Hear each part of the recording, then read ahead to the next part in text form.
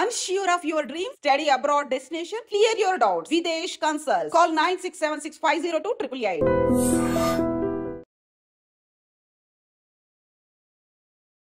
అందరికీ నమస్కారం. నేను Swarupa Potlapalli. Welcome to trending topic.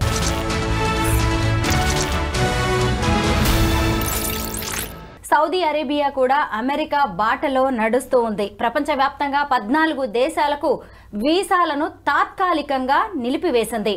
ఇందులో భారత్ కూడా ఉంది. ప్రస్తుతం నాతో పాటు CHSS ఫౌండర్ రమేష్ కందిగంటి గారు ఉన్నారు. ఆయనతో మాట్లాడదాం. నమస్తే రమేష్ గారు. నమస్తే స్వరూప్ గారు. నమస్తే. సౌదీ అరేబియా ఎందుకు ఇలాంటి నిర్ణయం తీసుకుంది? వీసాలను తాత్కాలికంగా ఎందుకు రద్దు చేసింది? అంటే జారీ చేయడం అనే దాన్ని నిలిపివేసింది. దీని వెనుక ఉన్న కారణాలు ఏంటి? అంటే ఐ డ్రీమ్ ప్రేక్షకులకి చాలా ఇంపార్టెంట్ డైలమా ఇది ఒకటి. ఏంటంటే నిజంగానే మొత్తం వీసాలు ఆపేసేసారా, తాత్కాలికంగా ఆపేసారా, ఆపేస్తే వీసాలు ఎప్పటి నుంచి ఆపి ఎప్పటి వరకు క్లోజ్ చేశారు, ఏ దేశాలకి క్లోజ్ చేశారు, ఇలాంటి అన్నిటికీ ఈ 2-3 మినిట్స్లో మనం మాట్లాడుకుందాం మేడం. సౌదీ అరేబియా ఇస్లాం మతానికి అత్యున్నతమైన పవిత్ర స్థలం. మన హిందువులకి కాశీ, రామేశ్వరం, లేకపోతే తిరుపతి, మరి షిరిడి ఎట్లానో, క్రిస్టియన్స్కి రోమ్ ఎట్లానో, జూయిష్ పీపుల్కి జెరూసలం ఎట్లానో, ముస్లిమ్స్కి మక్కా, మదీనా అనే 2 పవిత్ర స్థలాలు ఉన్న సౌదీ అరేబియాలో వాళ్ళ జీవితంలో ఒక ముస్లిం జీవితంలో ఒక్కసారైనా మక్కా, మదీనా వెళ్ళి అక్కడ ప్రార్థన చేసి రావాలి అనేది వాళ్ళ కోరిక. కాబట్టి ముఖ్యంగా క్లైమాటిక్ కండిషన్స్, విపరీతమైన వేడి, తర్వాత రంజాన్ మాసము, విపరీతమైన రద్దీ, రెండోది. మూడోది అన్నిటికీ మించి చాలా ఇదివరకు కూడా ఘటనలు జరిగినాయి. స్టాంపీడ్ అంటారు ఇంగ్లీష్లో, తెలుగులో త్రొక్కిసలాట. ఒకేసారి huge congregation of crowd management చేయటం it has become next to impossible. లక్షల మంది ఒకేసారి సౌదీలో దిగితే hotels, food, health facilities, transport, security చూడండి ఎన్ని చేయాలో. మున్సిపాలిటీ సంబంధించి వాళ్ళు, రెవెన్యూ అంటే so many departments have to work overnight to give facilities to these people. వేరే ఉద్దేశం ఏమీ లేదు సౌదీ అరేబియాకి, వేరే ఉద్దేశం ఏమీ లేదు. తీర్థయాత్రికులు పుణ్యక్షేత్రానికి వచ్చినప్పుడు ప్రశాంతంగా వాళ్ళు మక్కా, మదీనాను విజిట్ చేసి తిరిగి వెళ్ళిపోతే వచ్చినందుకు పుణ్యం, పురుషార్థం. కాబట్టి అవి ఇవ్వలేని పరిస్థితుల్లో ఏమైనా ఉంటామేమో, త్రొక్కిసలాట జరిగి ఏదన్నా జరగరాంది జరిగితే పోయిన ప్రాణాన్ని తీసుకురాలేం కదా, అందుకని దశల వారీగా రిస్ట్రిక్ట్ చేద్దాము. అది మన తిరుమల తిరుపతి దేవస్థానంలో కూడా మనం చూస్తూ ఉంటాం. మన వేసవి కాలంలో ఒకేసారి ఎగ్జామ్స్ అయిపోయి పిల్లలు లక్షల మంది తిరుమల కొండకి వెళ్తారు. వాళ్ళని కేటగిరీస్గా డివైడ్ చేసి దశల వారీగా దర్శనం ఏర్పాట్లు చేస్తారు. సేమ్ వే సౌదీ అరేబియా మక్కా, మదీనాలో కూడా వాళ్ళ యొక్క సోచ్ అంటే ఆలోచన ఏంటంటే తక్కువ మందిని తీసుకున్న వాళ్ళని జాగ్రత్తగా పంపిద్దాం. కొన్ని వార్తా కథనాల ప్రకారం ఏంటంటే ఫిబ్రవరి నెల నుంచే ఈ రిస్ట్రిక్షన్ స్టార్ట్ చేశారు. కొన్ని వార్తా కథనాల ప్రకారం ఏప్రిల్ 13 నుంచి ప్రిసైజ్గా, అంటే రేపు నుంచి జూన్ నెల మధ్య వరకు లేదా జూన్ నెల వరకు, ఈ 2 నెలలు ఈ 14 దేశాలు Algeria, Morocco, Indonesia, Bangladesh, Pakistan, India, Iran, Jordan, ఈ తదితర దేశాలు, అంటే ఎక్కడెక్కడి నుంచి ఎక్కువగా వస్తుంటారో ఇస్లామిక్ 14 దేశాలు. Indonesia is the, Pakistan, Bangladesh.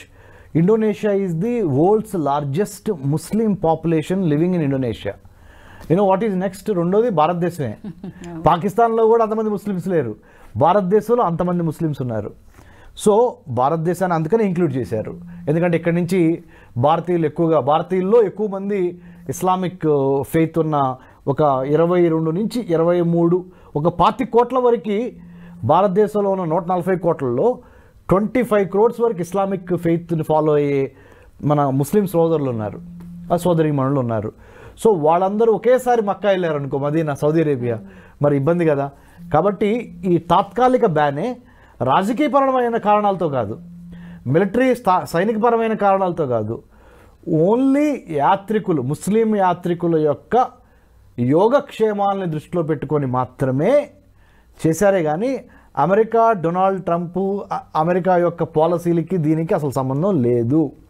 Completely it is the welfare of the passengers or pilgrims అంటారు, తీర్థయాత్రికులు.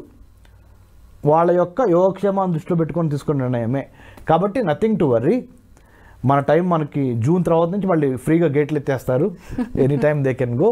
బట్ ఇప్పుడు కొద్దిగా రంజాను ఇవన్నీ ఉన్నాయి కాబట్టి ఎక్కువ మంది కోసం పెట్టిందే కానీ ఇంకా వేరే కారణాలు ఏమీ లేవు మేడం.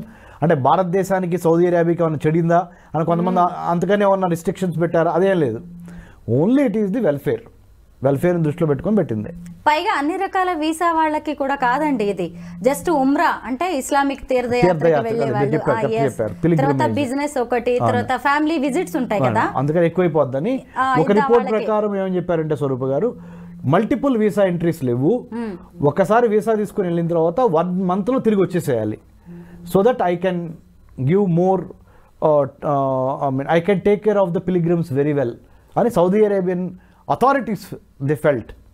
నిజమే, ఎందుకంటే అంత్యనిష్ఠూరం కంటే ఆది నిష్ఠూరం మేలు అని చెప్పి ముందుగానే చాలా ముందు కీడించి మేలించమంటారు కదా తెలుగులో.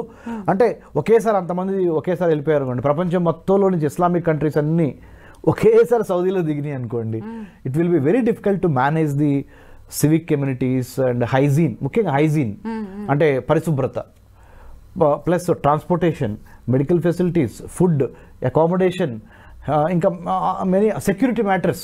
So many things put together. It is better to restrict temporarily for a certain period of time, as you said very correctly. April 13 అంటే టుమారో, అంతే కదా మేడం, రేపు నుంచి 2025 జూన్ చివరి వరకు కొంత ఈ 14 దేశాలు ఇందాక చెప్పిన 14 దేశాలని రిస్ట్రిక్ట్ చేస్తున్నాము. ఎందుకంటే ఇక్కడ ఇస్లామిక్ పాపులేషన్ చాలా పెద్ద సంఖ్యలో ఉంది కాబట్టి వీటిని రిస్ట్రిక్షన్ చేస్తే స్లోగా మళ్ళీ అందరికీ వెల్కమ్ చెప్పొచ్చు అనే ఒక మంచి థాట్తోనే చేశారు. కాబట్టి హజ్ యాత్ర అనేది తమ జీవితంలో ఒక్కసారైనా చేయాలని చాలా మంది అనుకుంటారు. అందుకే వయసు పైబడిన వాళ్ళు కూడా ఆర్థికంగా అంతగా లేకపోయినా గానీ అప్పో సప్పో చేసి కూడా చాలా మంది వెళ్తూ ఉంటారు. అందులోనూ ఇది ఎండాకాలం అండి, పెద్దవాళ్ళకి చాలా ఆరోగ్య సమస్యలు వస్తాయి, వేడి ఉంటుంది, సన్ స్ట్రోక్ ఉంటుంది.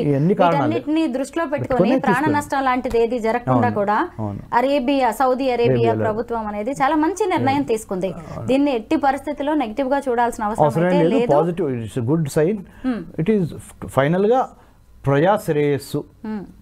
ముఖ్యంగా చెప్పాలంటే ఇస్లాం బ్రదర్హుడ్, ఇస్లాం మతాన్ని అనుసరిస్తున్న వారి కోసము వాళ్ళ యొక్క ప్రాణాన్ని, వాళ్ళ యొక్క మంచి అంటే వాళ్ళకి మంచి జరగాలని తీసుకున్న నిర్ణయం తప్పితే ఇంకొక చెడుగా లేదా నెగిటివ్గా చూడాల్సిన అవసరం లేదు. అంతా బాగుంటే మన టైం కూడా కలిసి వస్తే నెక్స్ట్ ఇయర్ కి వెళ్ళొచ్చు.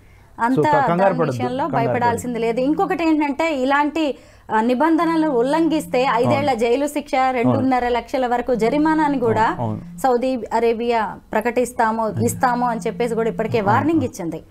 ఆ విషయంలో కూడా కేర్ఫుల్ గా ఉండాల్సిన అవసరం. ఎందుకంటే వాళ్ళు చాలా స్ట్రిక్ట్ గా రూల్స్ అండ్ రెగ్యులేషన్స్ ఫాలో అవుతారు. సౌదీ అరేబియా చాలా స్ట్రిక్ట్ గా ఉంటుంది. వాళ్ళు ఒకసారి వాళ్ళు చెప్పారు అంటే government they will follow. So better listen to the government, better follow the rules and regulations. మన జాగ్రత్త కోసమే కదా, మన శ్రేయస్సు కోసమే కదా, ఆ విధంగా తీసుకొని దాన్ని వేరే విధంగా భావించకుండా ముందుకెళ్తాం మంచిది. పైగా దీని మీద భారత్ వైపు నుంచి కూడా ఎలాంటి అభ్యంతరాలు ఉండవు. అది వాళ్ళ దేశం తీసుకున్న నిర్ణయం, పైగా ప్రజా శ్రేయస్సు ఇందులో ఉంది. మంచి నిర్ణయం కాబట్టి మన వాళ్ళు కూడా స్వాగతించారు, మన గవర్నమెంట్ కూడా.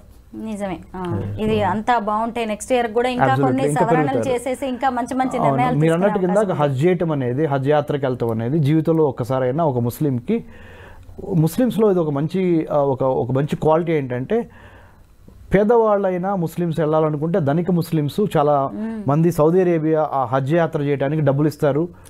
మన ప్రభుత్వాలు కూడా స్పెషల్ ఫ్లైట్స్ వేయటము, స్పెషల్ పర్మిషన్స్ ఇవ్వటము ఇవన్నీ చేస్తున్నాయి. అంటే మైనారిటీ సంక్షేమం కోసం, అదే క్రిస్టియన్స్ అయినా కానీ మరి ముస్లిమ్స్ అయినా కానీ మైనారిటీ సంక్షేమం కోసము ప్రభుత్వ నిర్ణయాలు కొన్ని ఒక్కోసారి they are helping, they are trying to keep minorities in a good humor. Thank you, Ramesh garu. Thank you, Andy.